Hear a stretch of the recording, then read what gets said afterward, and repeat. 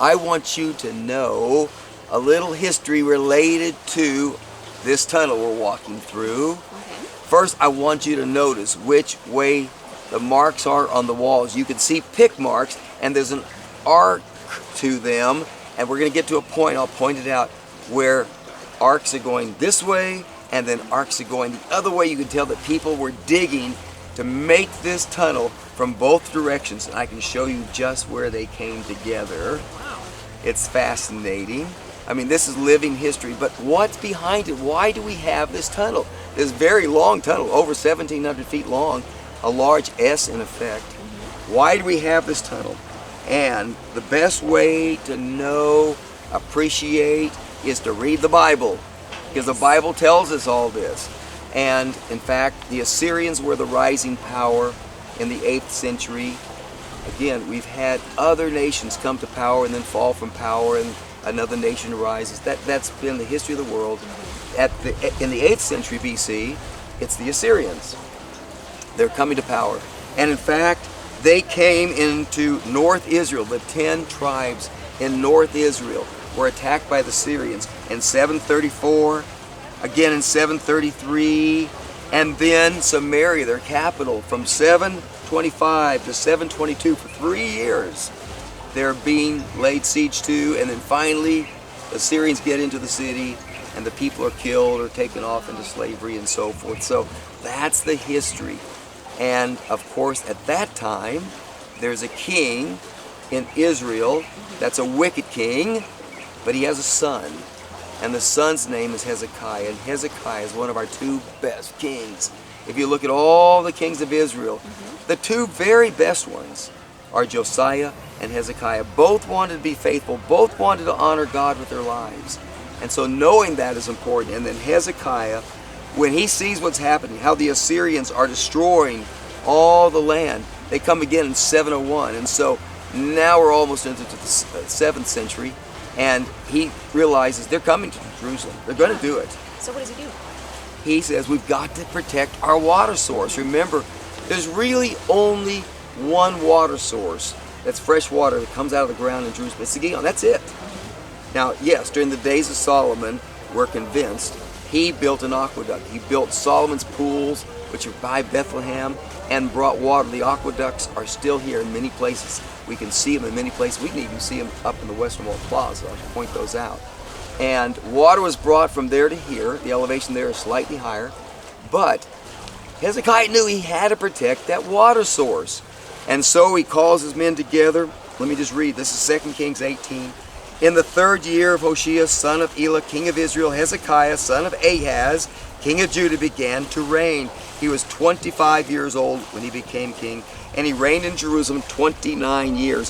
His mother's name was Abijah, daughter of Zechariah. He did what was right in the eyes of the Lord, just as his father David had done. He removed the high places, smashed the sacred stones, cut down the Asherah poles. He broke into pieces the bronze snake Moses had made, for up to that time the Israelites had been burning incense to it. It was called the Nehushtan. Hezekiah trusted in the Lord, the God of Israel. There was no one like him among all the kings of Judah, either before him or after him. He held fast to the Lord and did not cease to follow him. He kept the commands the Lord had given Moses, and the Lord was with him. He was successful in whatever he undertook. He rebelled against the king of Assyria and did not serve him. In other words, he wasn't going to send tribute. From watchtower to fortified city, he defeated the Philistines as far as Gaza and its territory. In King Hezekiah's 4th year, which was the 7th year of Hoshea, son of Elah, king of Israel, Shalmaneser, king of Assyria, marched against Samaria and laid siege to it. Remember, for 3 years. At the end of 3 years, the Assyrians took it, so Samaria was captured in Hezekiah's 6th year, which was the 9th year of Hoshea, king of Israel. I mean, the dating is so amazing. We can date, and there's a co-regency in here, by the way, and so that explains a dating issue that sometimes people will mention. But the amazing fact is the Bible gives us such incredible detail. There's no other history book that we have in the whole world outside the Bible that does anything like this from that time period. This is it. This is the one book in the world that exists that gives us that much history, that much detail. The king of Assyria deported Israel to Assyria and settled them in Halah and Gozan. on the harbor river and in the towns of the Medes. This happened because they had not obeyed the Lord their God, but had violated his covenant, all that Moses, the servant of the Lord, commanded. They neither listened to the commands nor carried them out. They rejected God and they paid the penalty. But then comes Hezekiah, and Hezekiah wants to do what's right. And so Hezekiah, the king of Assyria, is going to be the next king, Sennacherib. And when Sennacherib comes, Hezekiah is ready. Now it looks like bad things are going to happen because there are 46 walled cities that are captured, are destroyed, because the people of even Judah had turned away from God. But then Hezekiah prays, Lord, please save Jerusalem. Please. And he fasted and he put on sackcloth. And that's when the miracle happened. Right out here, 185,000 Assyrian soldiers died. And Sennacherib has to go back in shame to Assyria. Sarah, what I want you to notice, look how you can see a curve to all these picks. As they cut into the rock, there's a curve all this way. You can tell they're standing on this side, cutting. But pretty soon we're going to get where they come from the other direction. Okay. Because they came from both ends. Hezekiah was desperate to get this done quickly. The Assyrians would be coming. They wanted the water within the city walls. And so they had people come from both ends, digging towards the middle, and then allow that water to flow into where they had the city walls. You know, now look already. Look, this is where the difference is. Tell me. It kind of looks like, yeah. Okay. Is that the inspection water? No, ma'am. It's farther down. Now, Sarah, note, we've only left that other spot where I showed you the arcs of the picks. What's that, 12 feet away? Yeah, not and too now far. we've come to where you can see exactly which direction the folks were working from.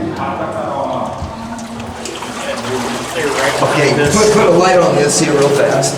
Okay, here, I'll hold it for you. If you get here, you can see. Oh no, it's tied to me. Oh, okay. I'll shoot it backwards. Yeah. Have a light?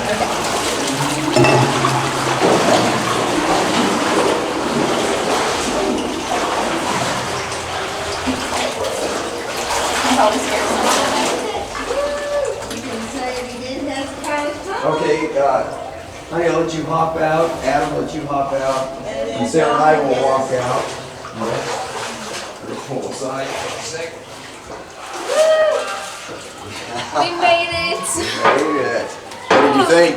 It was amazing. Water was freezing. Oh, it was so cold. Yeah, but you know, its purpose is very serious, to save the lives of the people here when the Assyrians came, of course, because of Hezekiah's righteousness, because of his choice to beg God. Yeah. Someone asked me once, you know, her husband, the job situation was not good at that time, and she said, I just been begging God. Do you think it's wrong for me to really just kind of beg God? And I said, Susan, that's what the word prayer means. You are praying, you're begging God, please. And with the right heart, I think He responds always. Yeah, I agree.